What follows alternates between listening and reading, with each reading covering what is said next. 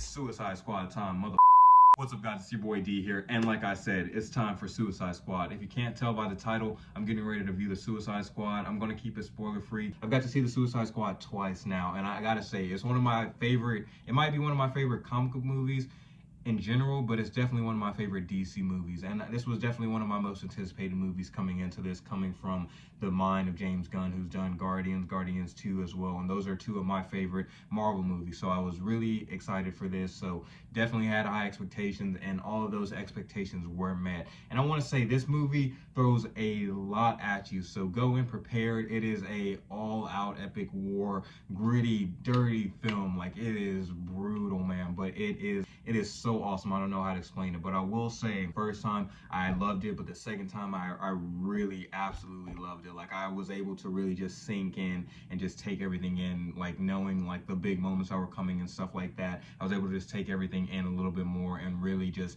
connect to the characters more and not focus on like all the explosions and everything around them, because there is a lot going on. But I will say, like, you're able to, I will say, like, from a first viewing, you're able to just handle everything. But after that second viewing, I feel like I really understood the movie that James Gunn was trying to tell and the story that he was trying to tell with these characters. So I gotta say, like, if you can see it multiple times, like, thankfully it's going to be on HBO Max as well, but you want to go see it the first time on the big screen, do that, and then like rewatch it as much as you can on HBO Max. But I feel like this is a film, you know, safely go see it in the theaters, but this is a film that, especially with these big set pieces, is something that you really want to see on the biggest screen possible, because you just, it really feels like it's you're in the movie itself. Like, you feel like you're encapsulated by the movie because of some of these shots, and it's just breathtaking. It's just, this is one of the movies, I want to say this, like Tenet, this is one of the movies that really felt like I was back in the theater again. That made me feel like, damn, we got actions, we got explosions, we got heart, we got characters, and I was just sitting there blown away. And definitely, I want to say, like, I don't want to re-emphasize it enough, but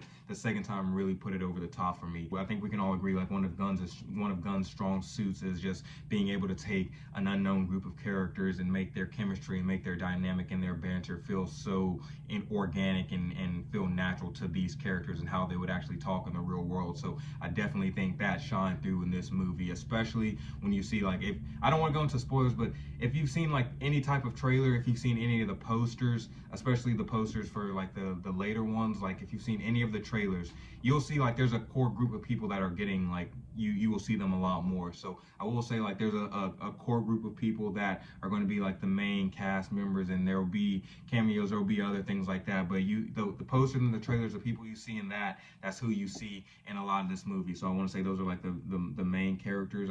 That's not really spoiling anything, but man, I did not expect to walk away with making some of these characters like some of my favorite characters in the DC universe thus far. And I feel like, you know, this franchise, or this world that we've been building in the DC universe, has been around for like 7 or 8 or 9 years now. I don't know, I'm old at this moment. It's been around 2013. Man of Steel 2013? I believe Man of Steel was 2013. Hold on, my bandana keeps falling. With some of the characters that have been established in these universes, it's taken a little bit for us to warm up to them, or like really connect to them, or get their characters fleshed out. But with this one, I felt like with each of these characters, from Ratcatcher to Polka-Dot Man, Bloodsport, all of them, I felt by the end of the movie, I was like, I knew who these characters were. I could see myself living in their worlds. Like, I want to see more of these characters in the future, and things like that. Like how Peacemaker is getting a show. By the time you finish the movie and see what he's about and learn about his character, it makes sense for him to get a show, and it makes sense, like, you understand why he has more stuff to do. So I completely understand that, and I want more Ratcatcher, I want more Polka-Dot Man, I want more Bloodsport, I want more all these characters, which is a testament to the writing, because for us to be strapped in and get to meet like a plethora of characters, we get like over 20 characters I think get thrown into this movie, but to get to these characters and really want to get to the heart of them and get to see more of them, that's just good writing. So all in all, like, the cast is what really took this movie over the top. I went into this movie expecting like a gritty war movie, like people getting their heads blown off, action, adventure. I walked out of it like with, damn, I got all that, but also got like an emotional connection, or I got emotional story, a backstory. We got emotional story with these characters, how they got there, and the emotional connection between these characters. So I thought that was like brilliant writing. It wouldn't be James Gunn if there wasn't a adorable creature in the mix that is also deadly as he is adorable, and that is King Shark. And absolutely, he was the MVP. He was one of the MVPs of the movie. I want to say every character in this movie had an MVP moment, but if there was like, if we had to give an MVP title, got to give it to have to give it to King Shark. Absolutely amazing. Loved him.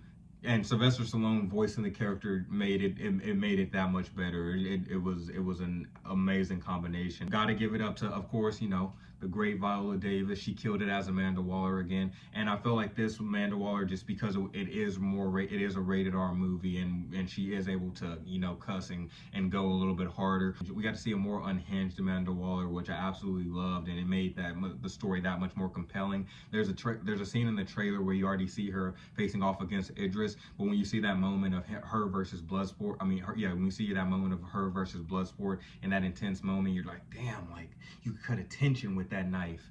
Wait, did that make sense?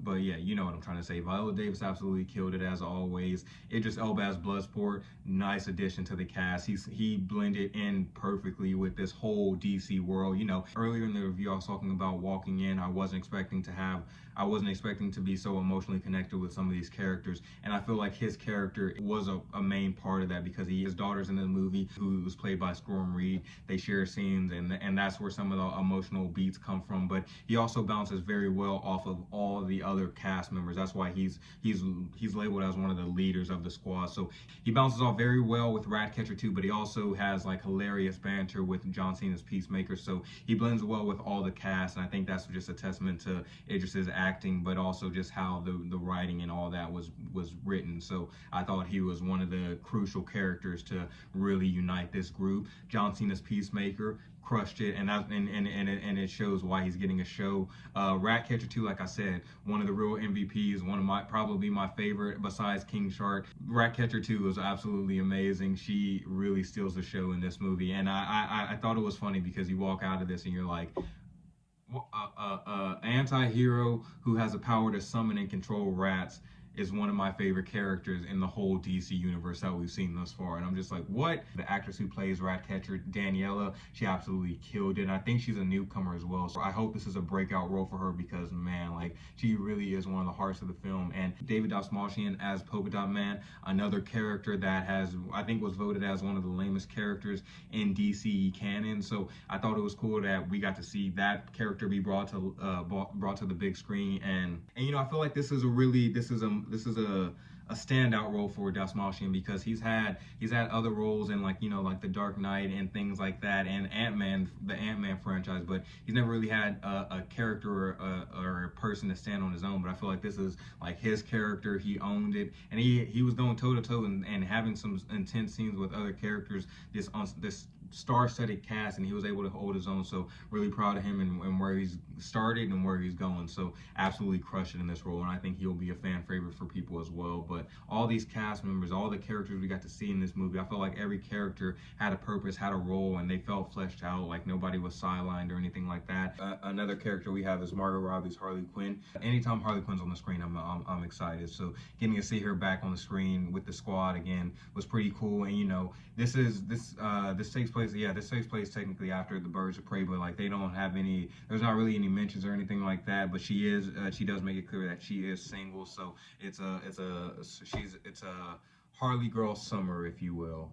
Hey, I made that up. Oh, I'm coining that. DC, call me. Harley girl summer. So, you know, she's wilding out, she's having fun, and she has some badass action scenes. But yeah, you know, it's always great to see Margot Robbie back as Harley Quinn. So all in all, the cast overall killed it, knocked it out of the park.